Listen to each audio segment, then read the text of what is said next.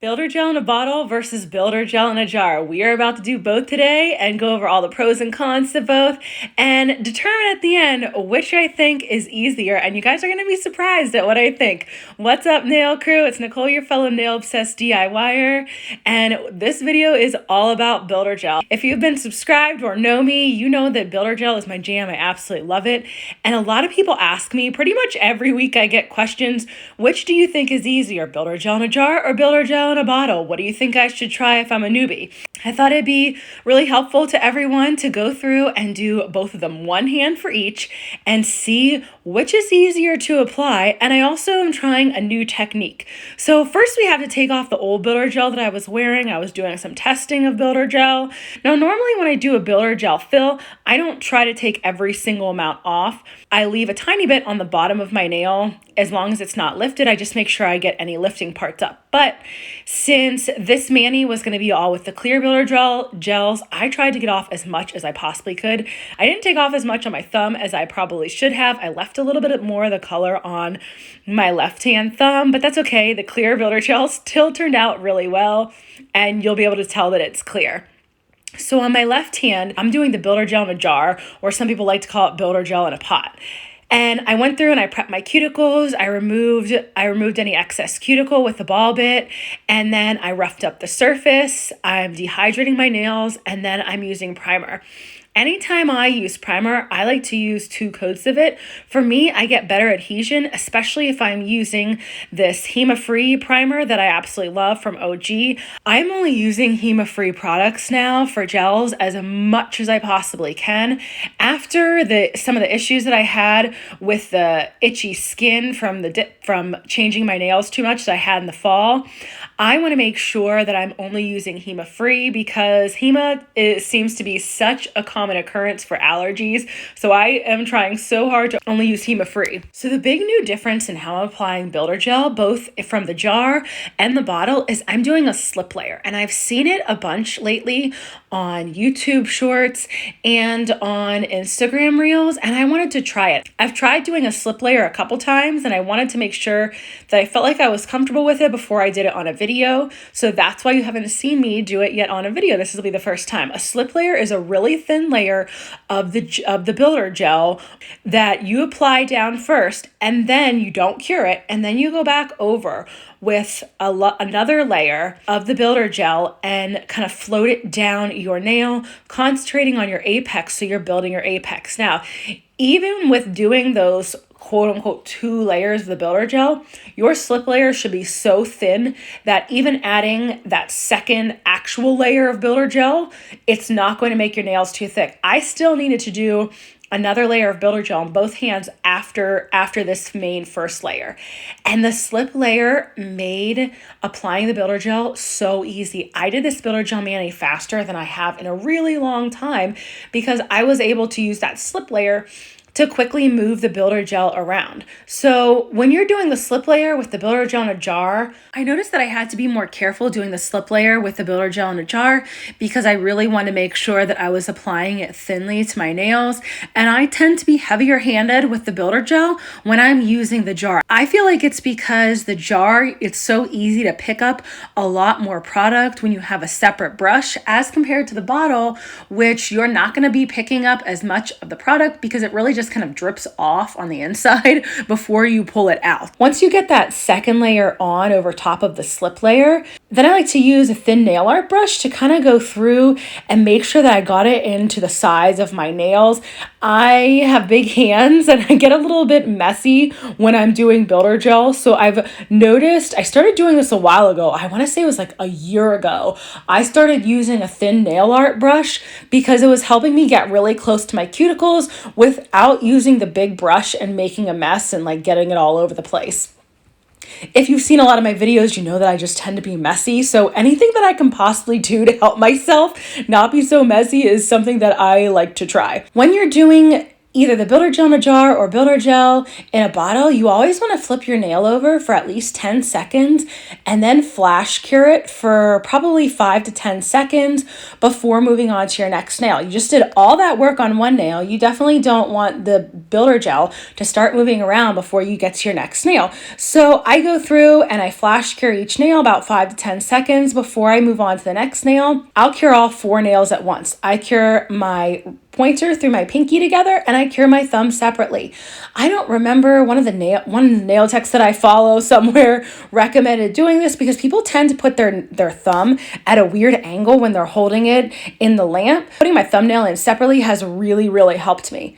When you're doing the second official layer of the builder gel, then you don't need a slip layer because you already have the builder gel down on your nail for the second official layer to nicely run over. And that's when you're also really going to focus on your apex, making sure that you've applied the builder gel, concentrating on the center of your nail and only moving a little bit out to the sides so it creates that nice curved apex for you. I know that I say this in every single one of my videos, but make sure you don't cure any gel on your skin.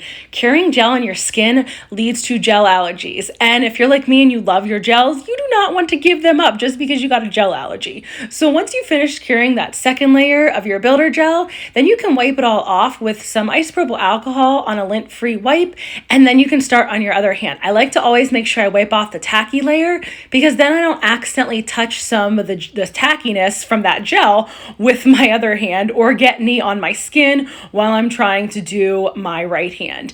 The process is the same for prep. You want to make sure you remove all your invisible / excess cuticle that you have, rough up your surface, and then you go with nail dehydrator and 2 layers of primer. I always do 2 layers of primer on both hands. It just helps me for a better adhesion. This is something that I didn't say before, but a lot of people need a layer of gel base on their natural nails before they apply builder gel for better adhesion. I am not one of those people, okay? I do not know why, but gel base basically hates my natural nails. It has always been like that for years. Even when I'd get my nails done at a salon once in a while, it never lasted more than I want to say 5 days and all of my gel would be peeling off. Gel base just does not like my hands. I know that most of the nail techs that I've watched will tell you to apply a layer of gel base, but for me that just doesn't work. So if you're having a ton of adhesion problems with your builder gel and you have literally done everything else, the proper prep, not using any cuticle remover because you always want to do a dry nail prep. That is another huge key to getting your builder gel to last. You do not want to use cuticle remover. I've seen it on a lot of Instagram reels where there are people using it before they're doing their gel X manis. But for the majority of us, pretty much everyone, it's going to make your products lift. If you watch any of the nail educators, they all tell you to do a dry prep. And dry prep has helped me so much. So I skip gel, I do a dry prep, I skip gel base, and I go right in with my builder gel. I'm doing the same thing with the builder gel in a bottle as I did with the builder gel in a jar. I'm doing a really thin slip layer. It's been easier for me to get a thin slip layer with the builder gel in a bottle than it has been the jar. I think it's just because I'm so used to using a bottle to apply product since I've been dipping now for a couple years that it just feels more natural to use the bottle to do a really thin slip layer.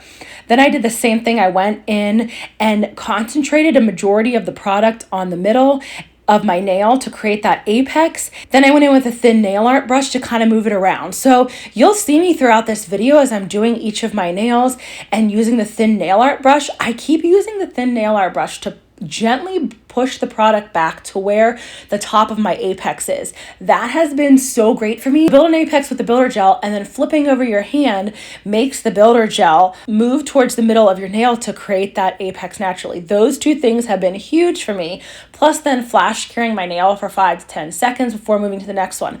All those things mean that you're not going to have to file and shape as much once all of your builder gel is cured.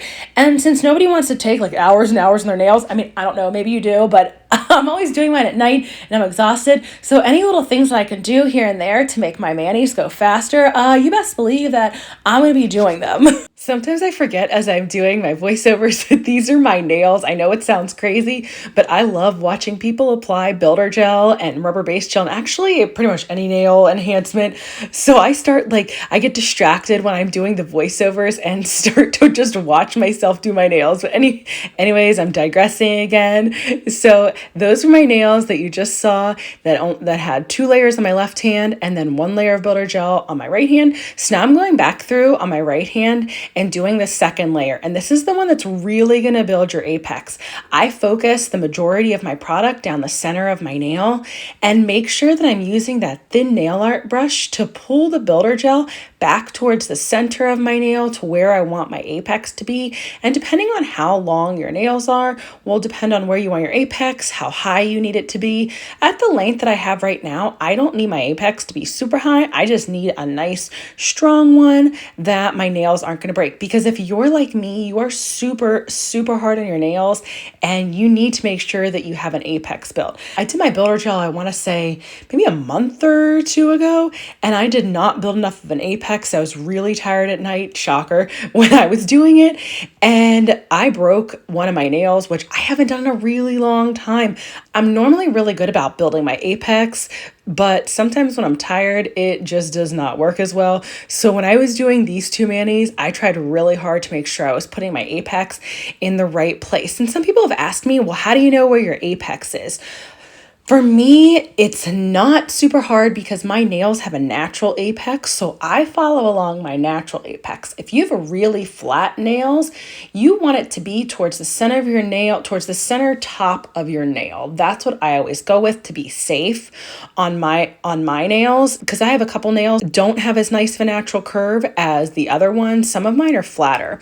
So my thumbnails are flatter, but my pointer fingers, middle fingers have the nicest apex out of all my nails. Now you're about to see my nails all ready to go. I finished the second layer on my pinky off camera because I actually forgot to press record when I was doing it. So that's why you didn't see my pinky. And now comes my favorite part. I've already wiped off all my nails with isopropyl alcohol on a lint-free wipe, and now I get to do the filing. And I know it probably sounds nuts because like who wants to spend time filing, but there is something so satisfying about filing your builder gel, especially when the builder gel files really nicely. I'm using both OG Dip Powders clears, clear in a jar and clear in a bottle, and they file so beautifully. I love doing the filing. Then you really get to see how your nails are coming together, how the builder gel is gonna look, and it allows you to finish building the rest of your apex. So I like to go through with my hand file and do all of my filing. It allows me a lot more control than using an e-file. People have asked me why I don't use an e-file since it would probably take a shorter time, but knowing myself, and I get a little aggressive with the e-file sometimes because I love it, I probably would end up filing off too much of the builder gel. I have tried it a few times just to see if I could do it, and every time I end up filing my builder gel way too thin and messing up my apex. So the hand file really works the best for me. I use the 100 side of the hand file, and then when I go around the sides, I typically switch to the 180 side just because it's a little bit gentler and I don't want to over file the sides as I'm fixing up my shape. I started to go for an almond shape and then I ended up rounding it out a little bit more. I've been going back and forth between a pointed almond and a rounded almond. I just can't seem to make up my mind lately about what shape I want to go with. I always went with the pointed almond. Well, not always. I went with the pointed almond for a really long time, but lately I've just really been feeling the rounded almond. And even though it's a little bit harder to shape because I can't seem to make it as exactly even as I can the pointy almond, it's been really fun to try a different shape. And if you know me, you know I'll change my nails like at any point when someone says, hey, will you do some short nails? Sure, let me just chop all my nails off. I am known to do that. I chopped my nails off once not chop my nails off, that sounds terrible. I cut a nail down really short during a live just so I could show someone how to extend it. I did that on Facebook once, and so many people were saying, like, cringing, oh my gosh, I can't believe you just chopped your nail down. You know, have builder gel on. They're nails. They're going to grow. So So now I'm going to go through and I'm going to seal my builder gel in. And what I'm doing is making sure that I don't have any on my skin.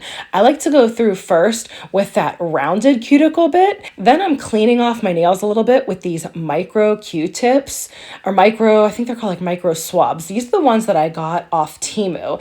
And if you haven't checked out that video, I'll make sure I link it in the description. I did a Temu haul as much as I could possibly buy. I did it under $40 and I got so much stuff.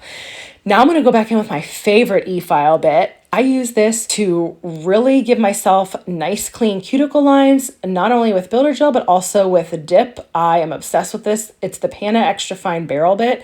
It is one of my ride or die must-have nail bits.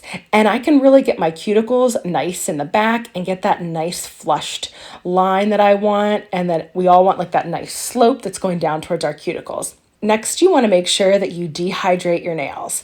Now, if you are just applying gel polish or dip powder directly over your builder gel nails, you would dehydrate them and then you'd start in with your dip powder or your gel mani. But since I like to use peel base, I do a layer of gel base and gel top on top of my builder gel. Then I do my peel base above that so I can pop my manis off a lot faster. After I dehydrate, I also like to do one quick layer of primer. It really helps the gel base and gel top stay onto my builder gel so nicely. I do not get any lifting of the gel base when I put one more extra layer of primer under there before I do my gel base, cure that, and then gel top and cure that. That's my not so secret to getting my dip powder manis to pop off nicely.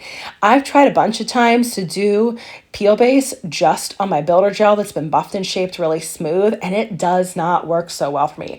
I get so much dip powder stuck on it, and when I'm doing the gels, it literally does not come off. Now that I've done this battle of the builder gel, I think I can come out and say builder gel in a bottle is going to be easier for newbies to learn. I want to know in the comments what you think. After watching me apply both builder gel in the jar and builder gel in the bottle, do you agree with my conclusion? Do you think that builder gel in the bottle is probably going to be the easiest to learn? Or do you think that I am totally wrong and it's going to be builder gel in the jar? If you're still on the fence about builder gel in a jar versus builder gel in the bottle, check out my whole playlist of builder gel manis. Thanks so much for joining me today, nail crew.